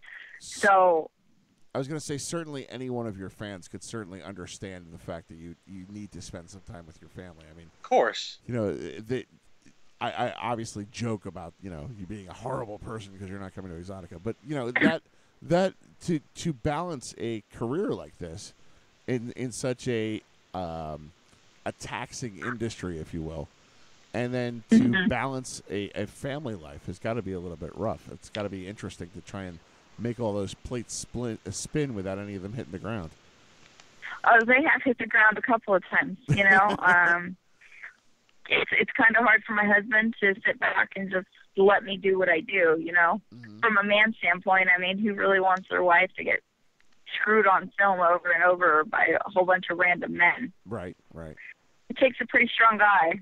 So, I'm not, marriage isn't perfect, but he chose to marry me as who I am, so we're sticking it out. Nice. That's cool to hear too. I mean, like, you hear these stories where people will get involved in relationships either when they're previous to getting into the industry or while they're in the industry, and then you have girls that have preference of whether they date guys that they work with or guys that they don't work with. And it's very interesting to see the dynamic and the repercussions of all sorts of different choices and combinations of those types of situations and see how those relationships play out. Yeah. Because, I mean, you could be dating somebody in the industry for the fact that they understand what you're doing, but then it's like you're working all the time. So then you choose to date somebody outside the industry, and then you've got the issue of, well, you're screwing other guys. So it's kind of like, I can't imagine what it's like to have to make those types of decisions. It's kind of, something like that fascinates me. It adds a whole new dynamic to what normal people go through as far as relationship problems, and they just seem to be compounded for you guys. Yeah. I wish I could explain it to you, but it would take 6 hours, like the ups and the downs of my marriage and how we've been keeping it together. It's hard. Like I said, it's not perfect. Sure. Everyone makes mistakes and makes wrong choices. So sure, absolutely. Would you consider yourself somebody who is long-term in the industry, or is it a means to an end? There's some people that we've talked to, like the Penthouse Pet of the Year right now, Nicole Aniston, who is kind of doing this as a means to an end. Then there's people that want to do this forever, and there's people that want to use this as a stepping stone. I don't want to do this forever. Oh gosh, no. I don't want to do guilt porn. I don't even want to be classified as a MILF. Right. A lot of girls come into the industry and they literally blow their money away. They snort it away. They drink it away. Sure. They shoot it up. I don't do drugs. I only drink socially. I don't smoke cigarettes. I don't have any vices like that. So most of my money just goes straight in the bank. I plan on my main goal is I want to open up a restaurant eventually. Nice. And that kind of I guess would segue me into my next question. You have a very interesting background in culinary arts that not a lot of people would guess that somebody in the adult industry would know how to cook as well as you probably do. You went to a culinary school for 2 years. Yeah, it was 2 years of my high school. I took off. Well, I didn't take off my junior and senior year of high school. I went to high school, and I also went to a vocational school for culinary arts. Wow. While doing high school. That's fucking ambitious, if I say so myself. Like, that's your average high school aged person these days can barely make it through, high school, let alone deciding to go through 2 different kinds of school for junior and senior year. Yeah, it was difficult, but I did it, and then I was going to go to Scottsdale Culinary Institute in Arizona, and then I decided to get married to my first husband and have my son instead. Oh. So I postponed my life for my child. And you know what? There's a lot of people that do that, and there's nothing wrong with that either. No. What made you decide that you wanted to get into doing adult work? It was funny. I was divorcing my ex-husband because he was very abusive. Right. So I was, at a means to an end. I had nowhere to go. I was living in San Diego with my 1-year-old son by myself. So I started cocktail waitressing at a strip club. And then I also went and got, in San Diego, you need to have like a entertainer's permit to become a dancer. Wow. So I had went and got that and was cocktail waitressing and dancing at the same time, and I met Jenna Hayes. Wow. She told me I was cute, and 2 weeks later I started doing porn. Wow, no shit. That's kind of like a whirlwind kind of introduction to the business. Yeah, it was. I leaped in head first. I had no clue. I wish I had like mentors for the poor new girls that come in. Right. But they don't. It's a cutthroat world. It's kind of just like mainstream. It's right. I was gonna Every say, man for themselves. I was going to say it's kind of interesting too that you mentioned that there's a lot of people in the industry that drink or smoke or do drugs and things like that, and I would imagine that because there is no class to take introductory to porn 101, that's why that happens so frequently. I would imagine is that girls get mixed up with drugs and alcohol and wind up going down the wrong road with the industry and stuff like that.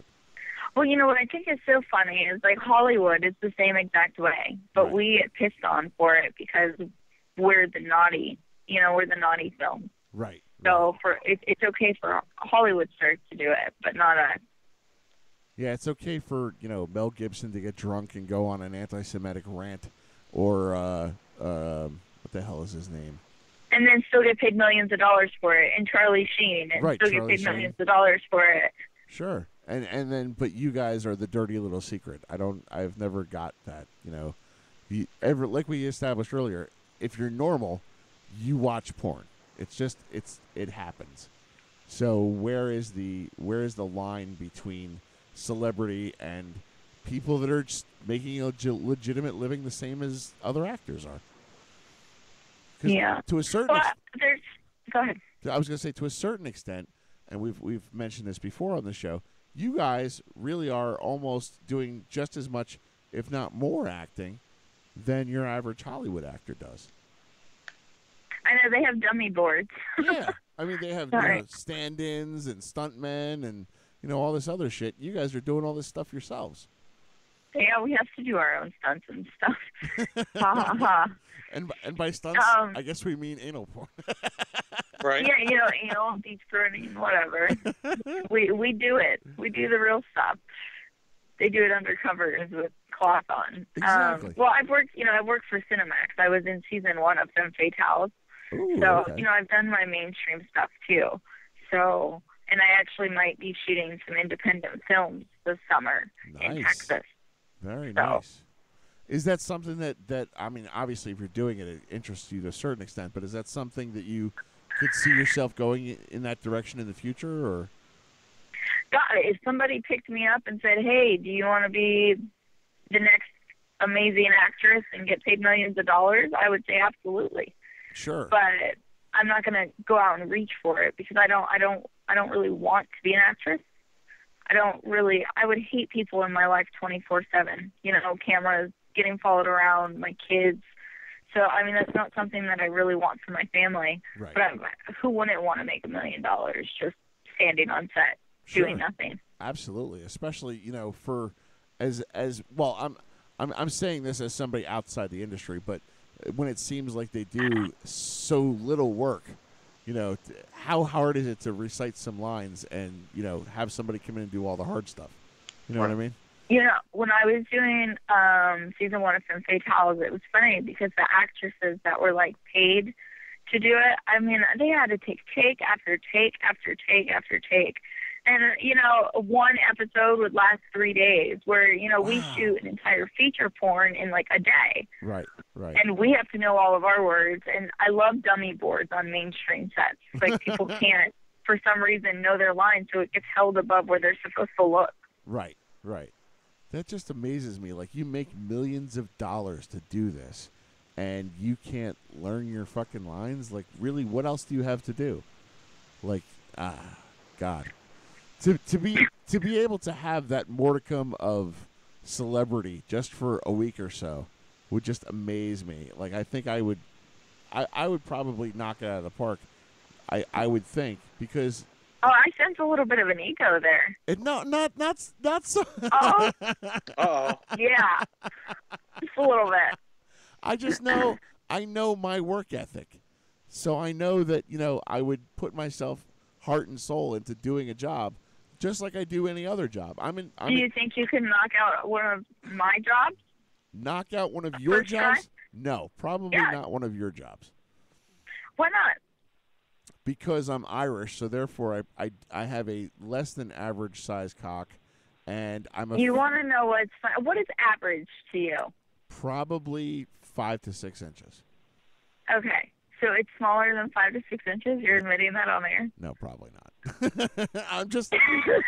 We're all about self-deprecation around here, so Come on, Brian, you're among friends. I'm obviously making an exaggeration, but honestly, we'll make fun of you relentlessly. If we were to get honest and real about it, probably the performance anxiety would be the part that would frighten me the most.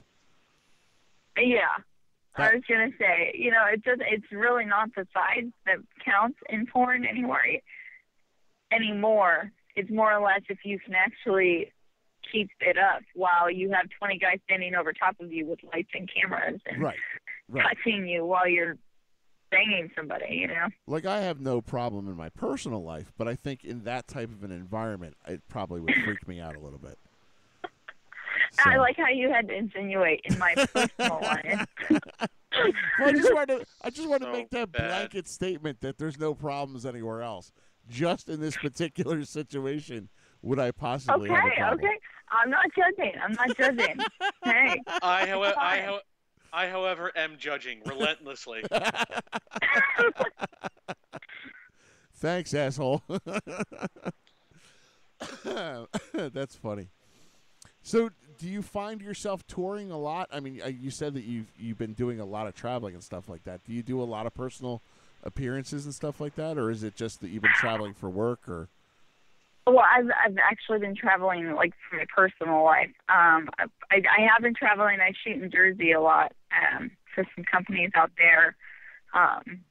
They haven't released the scenes yet, so I can't quite say who I worked for. But I shoot out there in Jersey a lot, so I was going back and forth. I haven't started feature dancing yet, but I actually should be. I was speaking with a feature dancing agent today, for that matter, and by the end of the month I'm starting. Good shit. There's especially out in Jersey area. I'm from Jersey, but I live in Philadelphia now. There's a lot of area between here and Jersey where there's a lot of strip clubs that I'm sure would be very happy to have you feature dance there. I would imagine. So you're in Philly right now? Yes, ma'am. Oh, yeah, I'm there. That's where I fly into. I have a lot of friends out there. So I travel there often. I could throw a rock across 95 and hit the airport from where I live. Really? Yes, I'm literally like 5 minutes from the airport. What is it? Is it the 40 or 41? That's in New Jersey. That'll take you down to South Jersey. Yeah, 41 will take you. I know, but that takes you across the river, right? Or the ocean, water, whatever it is. 676 takes you across to Delaware. I don't know. I just know that I exit through the toll booth. I thought it was I take the 40 into Philly and then get on the 95. Yes. All right. So you're coming out of Jersey up 42. Out of Jersey. The 42 freeway. Yeah. You're coming out of South Jersey. So yeah. Yeah. That makes sense. Okay. Would you Sorry, I was just trying to. That's okay. Locate myself there. No problem. Would you like to take a call from a caller? Sure. Christian, you're on the Radio Freaks with the beautiful Danica Dylan. Hey guys, thanks for taking my call. Oh, hi Danica. How are you?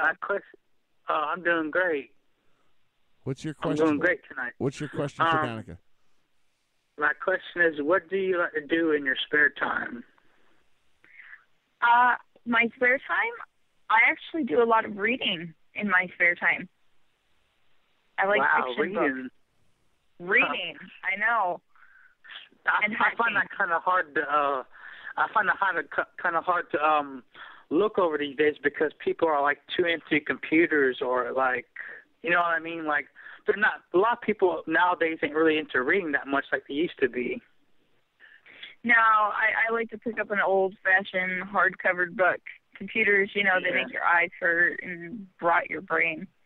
So, I'm a big reader. Are you not a big fan of things like the Kindle and, things like that these days? Or is there just nothing? No, I'm not saying I don't have them. I'd prefer to sit down and read a book in bed instead of stare at a computer screen. Right. That was my question. I mean, like, my wife will read a lot of things on the Kindle Fire that I got her for Christmas, but sometimes there's nothing better than just holding a book and reading.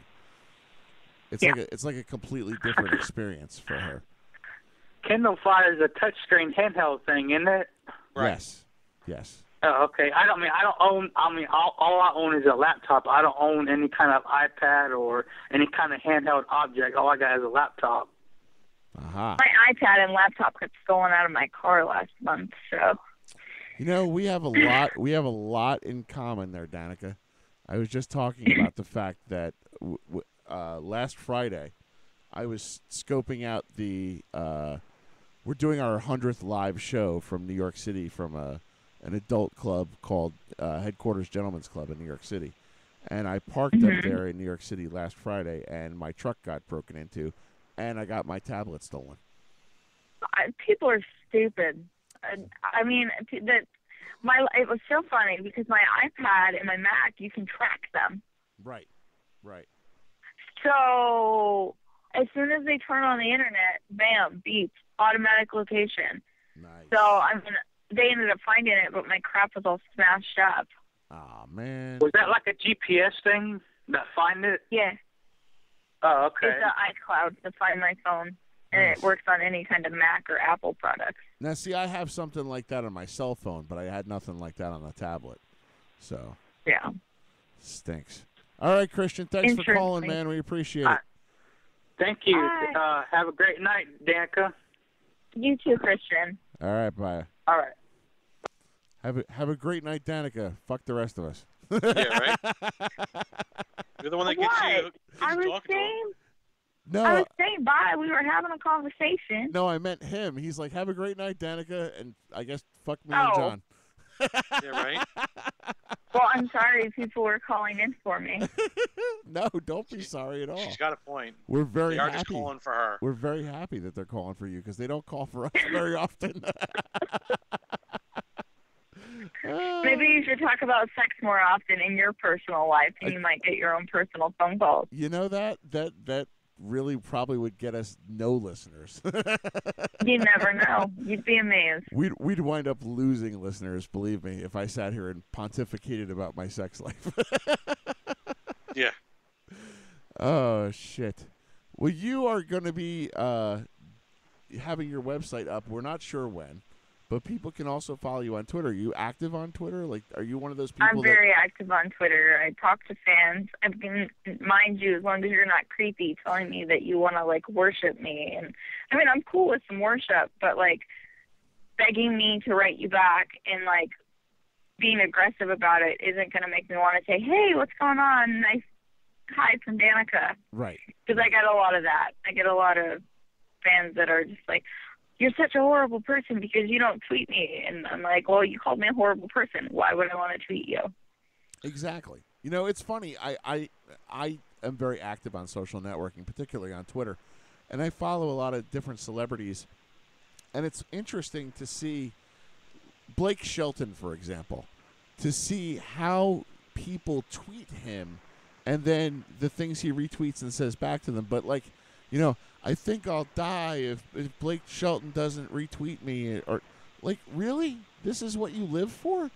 Is to have a celebrity retweet you? Like, what do you have going on in What your would life? they have done without Twitter? I mean, when Twitter came around, crap. I mean, they probably would have been slitting their wrists.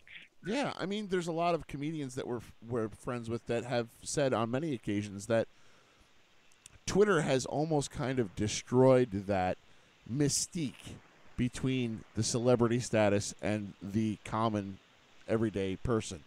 There was a time where, you know, you could not access Clark Gable or something like that with, you know, fan mail or things like that. He had people that went through things like that, and maybe one or two pieces of mail got to him. But, you know, these days, you can access any kind of celebrity through social media, and it just kind of has shortened that gap almost to the point of uncomfortableness for some celebrities. Yeah. Honestly, I had a stalker issue off of Twitter. Wow. How, I don't know, but the guy, like, found out my address and, like, started sending in. It was when my husband and I decided to have my daughter. Right. I go to work, I come home. I don't really, like, do the side things that most people do. And he started writing my husband letters stating that he was the father of my daughter. What? Yeah, and that he wanted to take us to court, and I'm like, dude, I don't even know you. Like, you live in Utah. I don't even think I've been to that state. That's fucking crazy. So, and he was threatening to come to my house, so we ended up moving, and it was crazy. That's gotta, I mean, the stuff that you guys deal with as adult film stars amazes me on a regular basis, because it's almost like people don't treat you as though you're real people with real situations and real, feelings and, families and things like that. It's almost like you guys are just objects, and I've never understood that about people. I don't understand it, but like what, even, regular celebrities, what you guys have to deal with as far as that fame or that recognition by a fan base, and how you have to deal with that on the regular in order to balance your life and still maintain some sort of life of your own. It's hard. It's crazy. I mean, that's the easiest. It's hard, I mean, I guess it's good when I guess the good people on social media kind of balance out the crazy every once in a while. I would think. I mean, is that the case, or is it something that where one outweighs the other, or? I don't know. I mean, that's pretty much the case. It does balance out one another. I don't know. It's hard to answer, because it's never really easy, but it's never really super hard to balance. Right. Sorry. That's okay. Just kind of went in a circle, but That's fine. I noticed when we were advertising on Twitter tonight that you got what I thought was a very nice compliment, especially for somebody who, again, is in that kind of twilight zone where you're not, a young performer, but you're not a MILF performer. And our booker, Laney, had put, "Don't miss beautiful girl next door porn star Danica Dylan tonight on the Radio Freaks." And you got a retweet out of that from, I guess, one of your fans that said, "Girl next door? Yes, if you happen to live next to Aphrodite, the divine love goddess." What? that guy is so amazing. He tweets me the most inspirational quotes every single day. I wish I could just hit play. He does it all the time, and I'm like, oh, that makes me happy looking at my Twitter when someone tells me how beautiful I am. Right. And how, but not quite. They're like, oh my God, you're sexy, you're beautiful. He goes deep, to the soul, and I'm like, oh, that's cute. I like that. Wow, that's pretty fucking cool. And I people like that, I would think, balance out somewhat for the people that are a little bit crazy. Obviously, not for the people that are going to come stalk you and pretend to sue you because they think that through some fucking retarded delusion that they are the father of your child. But for the average lunatics that tweet you every day. So I would think that it kind of balances out for the average crazies. But yeah, it does. You can follow Danica on Twitter if you would like, and I highly recommend that you do. And that's twitter.com/Danica Dylan, DANICADILLON. And look out for... O-N, not A-N. Yes, I was amazed that Google, for some reason, wants to suggest, you type in your name, and it says... I used to be A-N. Do you mean Danica Dylan? I used to be Danica Dylan, and then I had to change my name. My old agent, my very first agent, bought all my domain names, so I changed my name and then left. Gotcha. That makes sense.